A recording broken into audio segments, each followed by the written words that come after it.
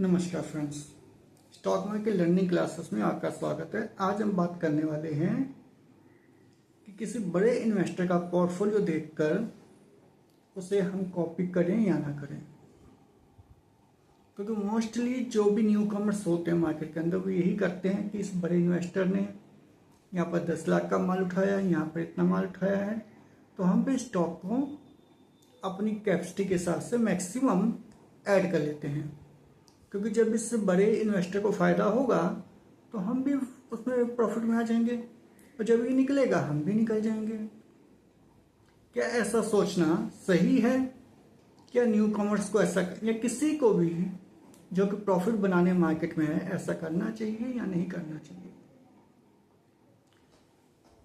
इस बारे में बात करें, इससे पहले मैं आपको एक चीज़ क्लियर कर दूं यहाँ पर कि मैं कोई भी सेबी रजिस्टर्ड एडवाइजर नहीं हूँ, ना मैं एथराइज्ड हूँ कि किसी को किसी प्रकार से कोई सलाह दूँ। ये वीडियो जो मैं बना रहा हूँ अपनी मेमोरी के लिए और अपने एक्सपीरियंसेस को सेव करने के लिए, किसी प्रकार की किसी को भी कोई भी एडवाइस नहीं है। ओके, तो हमें कॉपी करना चाहिए, लेकिन कुछ कंडीशंस के साथ। पहला सवाल है, हमें पता है कि वो बड़ा इन्वेस्टर यहाँ पर इस प्राइस पर क्यों बाई कर रहा है, दूसरा उसका पोर्टफोलियो टोटल कितने का है, उसने उस स्टॉक के अंदर क्या अच्छी चीजें देखी, कंपनी के अंदर क्या अच्छी चीजें देखी, उसका टाइम हॉरिजन क्या है। अलग अलग देखो, अलग अलग होते हैं, हर एक का अपना अलग अलग पॉइंट ऑफ व्यू है। अभी डाबर जिनकी ये आयुर्वेदिक मेडिसिन वगैरह आती हैं, ये जियोजिट के शेयर्स बाई करते ही जा रहे थे हर जगह से। इनका रीजन था जियोजिट रेलिगेयर है, एक बार आप चेकआउट कर लेना, मुझे इतना भी यहाँ मेमोरी में नहीं है, शायद जियोजिट ही था या रेलिगेयर होगा, रेलिगेयर था शायद। किसी स्टॉक के रेलिगेयर के शेयर बाई करते जा रहे थे। शेयर नीचे आ रहा है, ऊपर जा रहा है, कहीं जा रहा है, और पिछले कुछ टाइम से शेयर कंटिन्यूसली नीचे आ भी रहा है, लेकिन वो बाई कर रहे हैं। उनका रीजन क्या था बाई करने का? अगर हम इसके डाबर के इन्वेस्टमेंट को चेकआउट करते तो हम कहते यार ये तो डेली के हम बाई कर रहे हैं, हम भी कर लेते हैं। लेकिन उनका ऑब्जेक्ट क्या था? उनका ऑब्जेक्ट था डेली गियर के बिजनेस को ओवरटेक करना। यहाँ मैं सही गलत की बात नहीं कर रहा, और अभी ये सब पूरा न्यूज में है, मीडिया में है, ऑन रिकॉर्ड है, कोई छुपी बात नहीं है कि बर्मन्स का और रेलीगेयर वालों का किस प्रकार से पंगा चल रहा है। तो यहां पर बर्मन्स का आइडिया क्या है? कंपनी को ओवरटेक करना। कंपनी का स्टॉक जितना नीचे आता है उनके लिए बेनिफिशियल है, लेकिन एज इन्वेस्टर और बहुत सी चीजें होती हैं। इसका एग्जांपल मैंने सब आपको समझने के लिए दिया। ना तो मैं बर्मन्स के साथ, ना डाबर के साथ, ना रेलीगेयर्स वालों के साथ कोई किसी प्रकार का कोई लेन देन या कोई बातचीत है। वैसे आपने किसी बड़े इन्वेस्टर को देखा, उसने 10 लाख रुपए का कोई पिद्दी स्टॉक उठाया है, पेनी स्टॉक उठाया है, 10 रुपए का, 5 रुपए का, आप भी खुश हो गए। 5 रुपए का शेयर ये इतने बड़े इन्वेस्टर उठा रहे हैं, तो क्या रीजन नहीं है कि वो लॉस में निकलेंगे? क्या नहीं, प्रॉफिट में निकलेंगे। तो इन्होंने कंपनी में कुछ तो देखा होगा, लेकिन अब देखा क्या है हमको पता है क्या? नहीं पता। उन्होंने 10 लाख लगाए हैं, मैं 4 लाख 5 लाख तो लगाई दूं। हम जो न्यू कॉमर्स होते हैं बहुत बड़ी गलती करते हैं। अब मेरे पास पैसे हैं 5 लाख रुपए, sorry only 1 lakh rupees, 5 lakh मेरे पास है ही नहीं।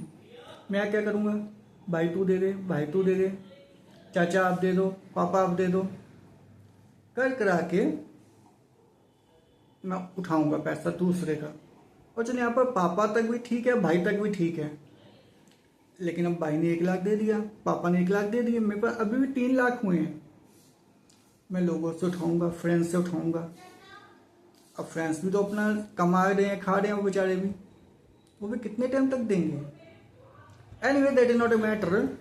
हमने 5 लाख रुपए इकट्ठे कर लिए क्योंकि हमें आगे फ्यूचर ब्राइट दिख रहा है।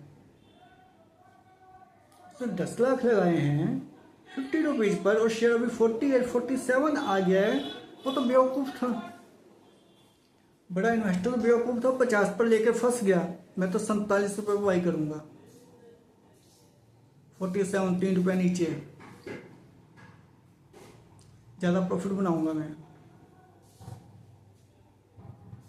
और बस अगले दिन मार्केट में गए, 5 लाख रुपए के लिए ये स्टॉक बाई कर लिया। अब होता क्या है, 4700, 46, 45, 40 भी आ गया तो स्टॉक मार्केट में किसी का कोई रोक है। अब आपको एग्जांपल तो रियल मार्केट का, रिसेंट कई मार्केट का एग्जांपल देता हूँ। 2 एग्जांपल आपको देता हूँ। एक तो था ये कॉफ़ी कप अभी अभी इंसॉल्वेंसी से बाहर आया है। इसने किसी का कोई देनदारी थी, कोई कुछ था, इसके ऊपर क्लेम कर दिया। तो शायद IDBI बैंक था, कोई था, I am not confirm. You will see on BSE website, bseindia.com, उसकी वेबसाइट पर आपको ज़्यादा क्लियर मिल जाएगा। उन्होंने इंसॉल्वेंसी का केस कर दिया, कंपनी इंसॉल्वेंसी की उसमें आ गई NCLT में, और इंसॉल्वेंसी की प्रोसेस स्टार्ट हो गई, IPR। ठीक, तो स्टॉक ये सस्पेंड हो गया। सस्पेंड मीन्स कि हफ्ते में सर एक बार ट्रेड होता था, और जैसे ही न्यूज आई बेचने वालों की भाड़ आ गई। बेचने वाले कहाँ कहाँ से निकल कर आ रहे, एक बायर नहीं। पिछले 15 साल में मैंने देखा है, एक बायर नहीं, 15 दिन में, 15-20 दिन मैंने देखा है कि एक बायर नहीं कंपनी का, सारे के सारे सेलर। और अब जब कंपनी बाहर आई है तो उसके अंदर वही सट्टेबाजी हो रही है। कभी अब आपका अप सर्किट लगते हैं, कभी डाउन सर्किट लगते हैं, 3-4 अप सर्किट लगेंगे, 3-4 डाउन सर्किट लगेंगे। तो अगर किसी बड़े इन्वेस्टर ने वहां माल उठाया होगा तो वो तो निकल जाएगा, या नहीं भी निकलेगा तो उसको कोई दिक्कत नहीं है। क्यों दिक्कत नहीं, मैं अभी आपको वो भी एक्सप्लेन करने वाला हूँ। ब्राइडकॉम को देख लिया आप। ब्राइडकॉम अभी की कहानी है, शेयर मार्केट ने सस्पेंड कर दिया था कोई जरूरी डॉक्यूमेंट सबमिट ना कराने के कारण। इनकी कोई रिक्वायरमेंट होती है कि आप भाई इतने डॉक्यूमेंट अपने क्वार्टरली या टाइम वाइज सबमिट कराते रहें। ब्राइडकॉम ने सबमिट नहीं कराए। इसका क्या मतलब है, ये काम अनजाने में तो नहीं हुआ। हर कंपनी जो भी लिस्टेड है वो जानती है कि हमें अपने ये डॉक्यूमेंट क्वार्टरली या टाइम वाइज सबमिट कराने होते हैं, लेकिन वो सबमिट नहीं कराए। दैट मीन्स कंपनी डेलिबरेटली कर रही है और कंपनी डिलिस्ट हो गई, और कंपनी को डिलिस्टिंग के बाद फिर 14 दिन बाद कंपनी लिस्ट होती है, और वीकली 1 डे कंपनी ट्रेड होती है।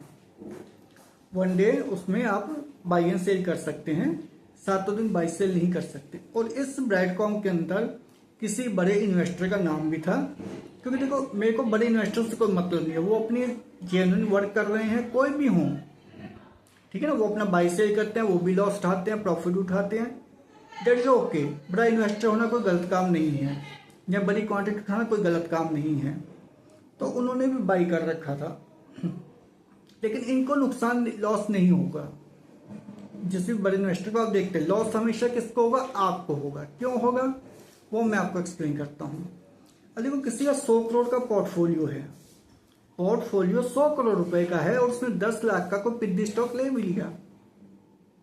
हालांकि ये लोग नहीं करेंगे, लेकिन स्टिल मान लो कर भी लिया, बाई कर लिया, तो उसका टोटल कितने % का, अगर मान लो कंपनी खत्म हो जाती है, नील जीरो हो जाती है, जिसकी की उम्मीद नहीं है, लेकिन एक बार के लिए बात क्लिक करके समझने के लिए समझ भी लें, 100 करोड़ का पोर्टफोलियो 10 लाख रुपए उसने किसी पिद्दी स्टॉक में डाल दिया, वो स्टॉक आपका डिलिस्ट हो गया, खत्म हो गया, कहानी खत्म, वैल्यू जीरो हो गई।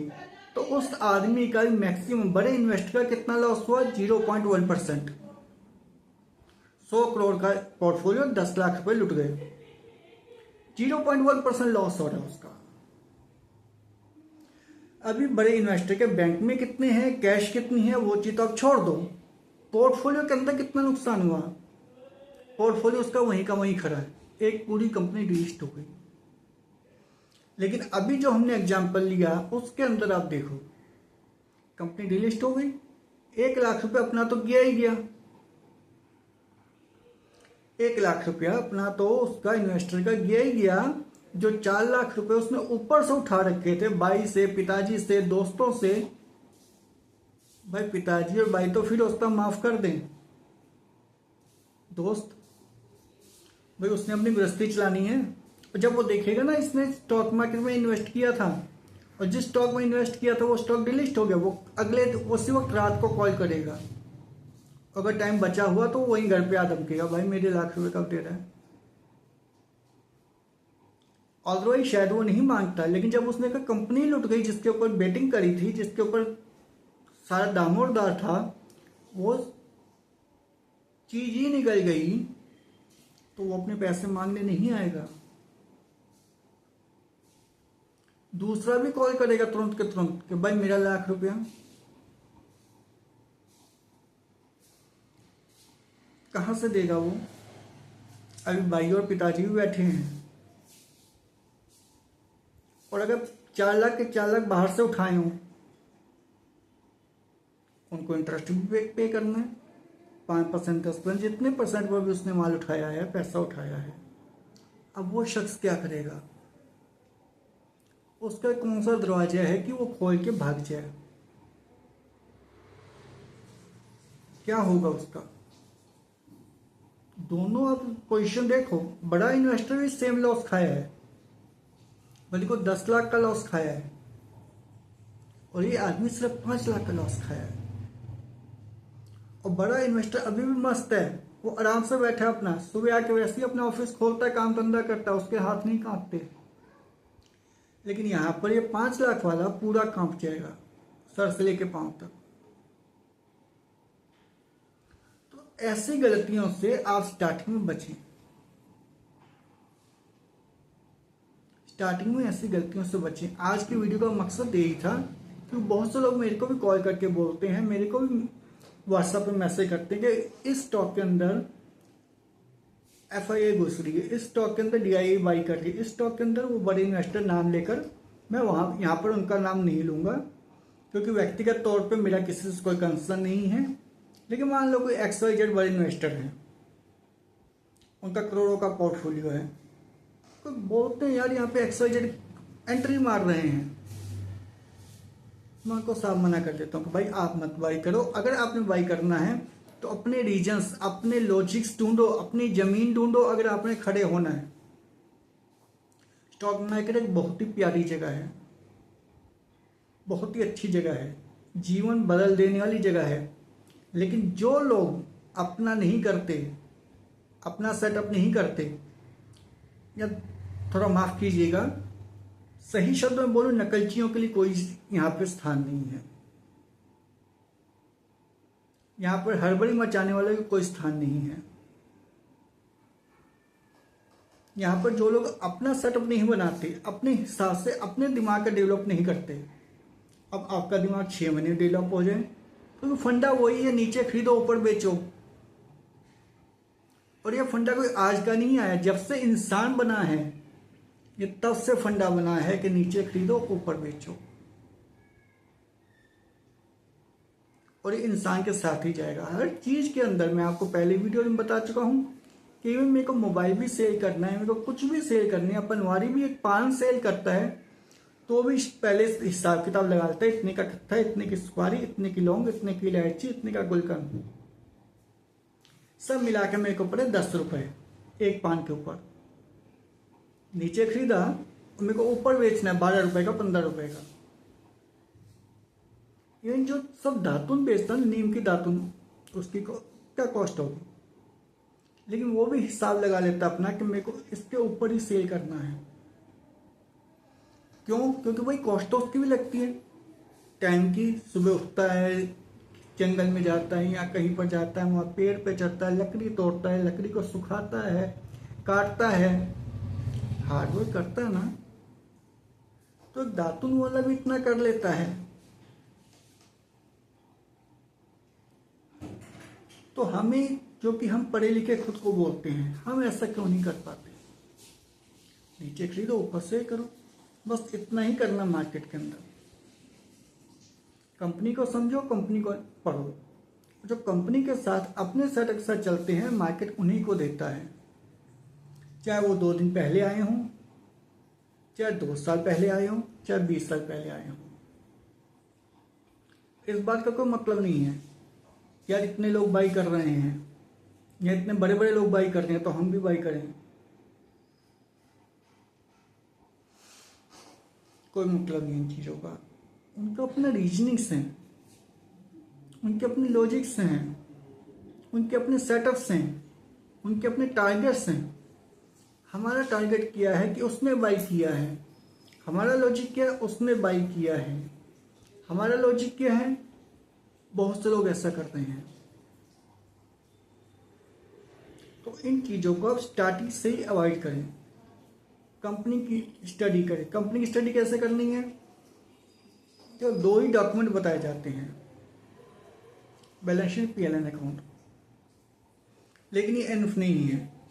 एक बहुत ही बड़ा तीसरा डॉक्यूमेंट है आपका कैश फ्लो स्टेटमेंट, कंपनी की एनुअल रिपोर्ट्स, कंपनी के क्वार्टरली रिपोर्ट्स, कंपनी की डेली बीएससी के ऊपर अपलोडिंग्स, कंपनी की डेली न्यूज, कंपनी के डेली रिफ्यूट्स या एक्सेप्टेंस कि कोई न्यूज आ रही है कि भाई ये कंपनी इस कंपनी के अंदर मर्जर होने जा रही है या इस कंपनी को इतने करोड़ रुपए का कोई सौदा मिला है, तो उस जो सौदा हुआ है उसका या तो एक्सेप्टेंस कंपनी देगी या रिफ्यूजल डालेगी कि ये सौदा न्यूज झूठी है, हम लोगों का सौदा को ही नहीं पता।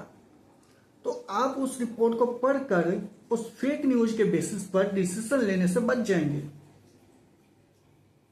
ऐसा बहुत बार होता है। खैर एनीवे, जिन चीजों के हम डिस्कशन फिर कभी करेंगे कि आपको एंट्री पॉइंट कैसे बनाना है। फिलहाल अभी हम बात करें हमें एंट्री पॉइंट कैसे नहीं बनाना, क्योंकि जहर से बच जाएंगे तो अपने आप इससे हेल्थ बन जाएगी। हम क्या खाएं इस बात की वैल्यू बहुत कम है बनिस्बत इसके हम क्या ना खाएं। हम वो सब चीजें छोड़ दें जो नहीं खानी, तो वही खा रहे जो खाना चाहिए। हम रोग से बच जाएं तो हम स्वस्थ ही हैं। हमें स्वस्थ को अलग से जाके कसरत नहीं करनी। हम रोगी नहीं हैं, तुम निरोगी ही हैं। तो वैसे मार्केट में क्या नहीं करना है उससे बच जाते हैं, तो हम वही करेंगे जो करना चाहिए। और जो करना चाहिए अगर वो करेंगे तो प्रॉफिट वो मार्केट देने के लिए ही बैठी है। मार्केट का जो आविष्कार हुआ था वो इसी रीजन से हुआ था, विन विन पोजीशन, कंपनी की भी जीत हो और इन्वेस्टर की भी जीत हो। मार्केट इसलिए नहीं बनाई गई थी कि इन्वेस्टर लुट जाए और कंपनी प्रॉफिट में आ जाए, या कंपनी लुट जाए और इन्वेस्टर प्रॉफिट में आ जाए। नहीं, इतना बड़ा फ्रेमवर्क किसी रीजन से बनाया गया है। तो फ्रेमवर्क को समझें, अपने ऑब्जेक्ट को समझें, तो सम अप अपने ऑब्जेक्ट समझें, अपनी लिमिटेशन समझें, अपना बैंक बैलेंस समझें और अपनी कंपनी को समझें और लिख कर रखें कि मैं इस कंपनी में क्यों एंटर कर रहा हूँ। आज इस डेट को एंटर कर रहा हूँ, इस डेट को इस टाइम पे निकलूंगा 6 महीने में, और 6 महीने में को एक्सपेक्टेशन है कंपनी यहाँ से यहाँ पहुँच जाएगी। और क्यों पहुँच जाएगी, नीचे उसके रीजंस, कंपनी ये कैपेक्स कर रही है, कंपनी ये ऑर्डर मिला है, या कंपनी इतने टाइम से टिकी है और कंपनी की कंटिन्यूअसली इतनी ग्रोथ आ रही है। CAGR, इसके ऊपर हम कभी बात करेंगे। CAGR क्या होता है, कैसे कैलकुलेट करते हैं, उसको कैसे समझते हैं। लेकिन इन सब चीज़ों का लिख कर रखें और क्लोजली वॉच करें, पैसा बनेगा। किस कंपनी में एंटर करना है, किस में नहीं करना, ये मैं आपको पहले बता चुका हूं। हाँ, उनकी स्टडी किसी अगले वीडियो में देखेंगे कि हमें कैसे, क्योंकि देखो अच्छी कंपनी में, अच्छी कंपनी कैसे, अच्छी कंपनी के क्या क्राइटेरिया है, ये सब हम किसी अगले वीडियो में चर्चा करेंगे। फिलहाल इस वीडियो को यहीं समेटते हैं। Thank you very much.